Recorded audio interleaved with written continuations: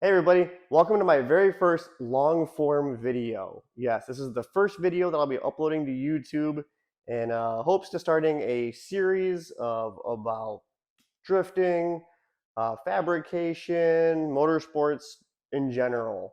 Um, for those of you who've been following my channel for a while, this is the first time I'm actually posting my face with my voice and everything. So this is something that I've been wanting to do for a long time, and I've been pushing it off, pushing it off, pushing it off. Um, Finding excuses. The garage isn't set up. It's not ready. It's not this. It's not that. The car is not. Listen, I'm just going to move forward with it. And on today's very first episode, I'm going to go ahead and go over my 1990 Toyota Cressida that has been featured on Hoonigan. It's also been featured. Well, it's been featured on Hoonigan twice actually, and it's also been on my Drift Card Challenge with Dai Yoshihara and Matt Powers. So without waiting any further, let's go ahead and dive into the Cressida build. And for those of you who have absolutely no idea who I am at all, this is my 1990 Toyota Cressida.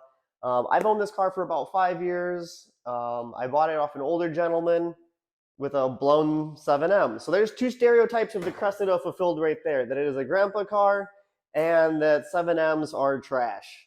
But that was all right because I had bought the car with the absolute intention of swapping my 1JZ VVTi in it, which I did. It was a 1JZ VVTi with the R154. Now, since then, that motor had, exited the chat, and I had an opportunity to kind of start something new, build something fresh. So as the car currently sits, it is a 1.5JZ with an IS300 block in it.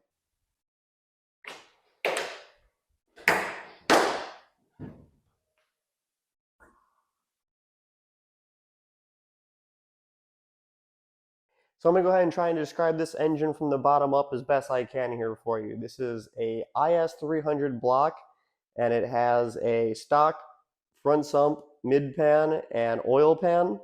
There is a drift motion oil pump with a fluidine damper. Now, the key components of this bottom end build are the fact that since this is a IS300 block, there are no oil squirters as it was not a factory turbo engine. As such, I went ahead and upgraded the rods and pistons to the Manley H-Tough rods with the CP 10-to-1 pistons. Now the important part of this, again, since there are no oil squirters from factory on an IS300 block, to upgrade the piston, as the factory pistons were meant only for getting that oil cooling from the oil squirters in the block. Next up is the head, which is actually off of a JZX100. This is a 1JZ VVTi head that has a BC exhaust cam gear and OEM VVTi intake cam gear with 264 BC cams. Inside, I actually left the valves factory as I wasn't oversizing them and I didn't really see a need to upgrade them, but I did upgrade the springs, retainers, and the keepers. Outside of that, you can see that there is a radium fuel rail with some Injector Dynamics 1050cc injectors, topped off with the AEM coil packs.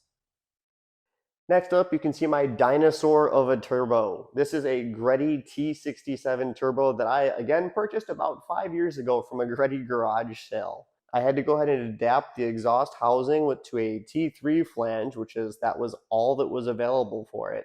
So I was able to get my friend Johan to build me this manifold, which is a T3 flanged 1JZ VVTi exhaust manifold. Obviously, you can see also there I have a tile 44 millimeter wastegate and a carbon intake. Taking a look underneath the car, you can see a few things, one of them being the exhaust dump from the tile MVR 44, as well as a Collins adapter kit, which attaches the CD09 transmission up to the 1.5JZ that I have. Another really big part of this that you can see is I have exhaust wrapped a good portion of this exhaust, and that's actually about 3 layers of exhaust wrap. As you can see, in order, from the left is the wastegate, the middle is the exhaust, and in that shiny foil there on the right, those are actually my coolant lines for my rear-mounted radiator. So I wanted to go ahead and make sure I had as much heat protection as possible, so that way I wasn't heating up those coolant lines any more than I needed to. At this point, I just want to go ahead and give you another shot to show you where the exhaust and the coolant lines cross over one another and the importance of having those both individually heat wrapped very well. As we continue to work our way back in the car here, you'll see that I actually have a Mark III Supra differential in this car. And that is because it has two mounting locations on the front part of the diff as opposed to the OEM Cressida, which only has one ear hole to bolt onto the chassis with. Aside from that, I have all battle version arms on the back of this car, and that's also equipped with Silver's suspension. While we're still under the car, I also want to give you a quick peek from the bottom, just showing you the radium 10-gallon fuel cell and the derail fans, which are attached to a Griffith radiator. Some of the noteworthy takeaways from the interior is the NRG quick release hub, the ARC 8000 switch panel, and the Link digital display. Now the Link digital display is really great as it's hooked up to my Link Fury ECU through just a CAN bus port, which makes everything incredibly simple.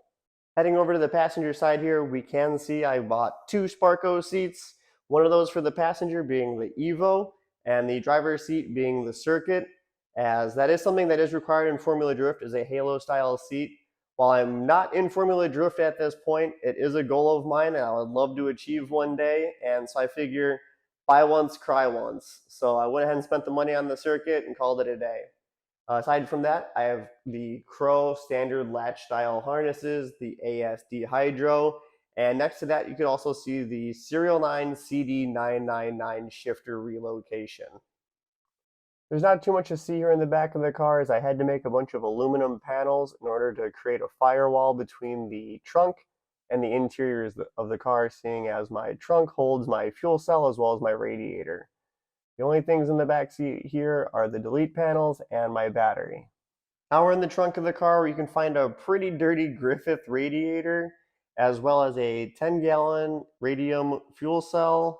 I have their fuel filter with the heatsink, and I have derail fans on the back of this Griffith radiator and a temporary but very effective aluminum panel which helps redirect the hot air out of the inside of the car and to the exterior. Rounding out some of the modifications on the Cressida, I have this rear Lexan window, which was an absolute must with the rear mounted radiator. This hole, not that big, but creates a lot of airflow since the rear window section of a car is generally a low pressure zone. So any air that's just kind of floating in that zone is very easy to get sucked in my case, into the trunk and then out the bottom of the car. So having the Lexan window on there was a great move for my cooling efficiency. The Lexan rear window also provided a superb place to mount my radium fuel filler. Also, it kind of goes without saying, if I'm going to have a rear Lexan window, hey, you might as well do the front, right? And I would ideally be making Lexan windows for the passenger doors and driver doors soon. On the driver door, I'll also have a small slide so that way I can open it up to either communicate outside the car without having to open the door, or at least for maybe a little bit of fresh air on a hot day. I know what you're thinking, and no, this is absolutely not my ride height. But I just want to go ahead and show you guys the Z32 brakes as well as the Z32 drilled and slotted rotors on the front of this car. I have modified my own steering knuckles for the Toyota Cressida. With the car up in the air, we're looking at about 55 degrees of steering angle. On the ground, probably just a little bit more than that. All right, guys, well, that pretty much sums up the Cressida build.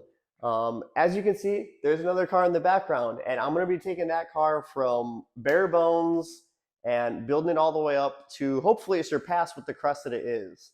So since I'll be doing that build, I'll be documenting the entire thing here on YouTube. Hopefully I could either teach something to you guys, maybe you guys could even teach me something along the way. And yeah, so if this is the type of content you guys want to see, please follow along. Or, if there's something else you'd like to see or explained more in depth, please, let me know in the comments. But this is it, episode 1. I plan on documenting a lot of my own drift events. I plan on documenting, again, mostly the build on that car or any other projects I have coming along the way. So Let me know what you guys want to see. Thank you.